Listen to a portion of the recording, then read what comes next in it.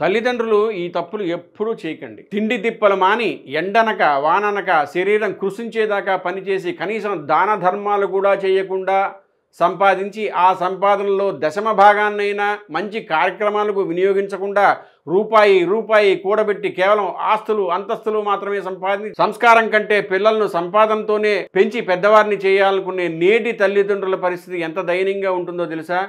పిల్లల మీద ప్రేమతో ఆస్తులు సంపాదించి తల్లిదండ్రులు వారి చివరి దశలో మిగిల్చుకోకుండా వాళ్ళ ఆస్తిని ముందే పిల్లలకి ఇచ్చేస్తే ఆ తరువాత తల్లిదండ్రుల రోడ్డు మీద పడ్డ సంఘటనలు చాలా ఉన్నాయి. అందుకే పిల్లలకి సంపాదనతో పాటుగా సంస్కారం ఉగ్గుపాలతో నేర్పించాలి. అందుకే తండ్రి ఆరోగ్యంగా ఉంటూనే ఆస్తి విషయంలో అంతిమ దశ వరకు ఎప్పుడూ అప్రమత్తంగానే ఉండాలి. ఇది తెలియక చాలామంది తల్లిదండ్రులు పెద్ద తప్పే చేస్తున్నారు. ఇంకొక ముఖ్యమైన విషయం ఏంటంటే, కొంతైనా దాన ధర్మాలు చేస్తూ ఒక్కరోజు పుణ్యం సంపాదించుకుంటూనే ఆస్తిని కూడా కాపాడుకోగలగాలి.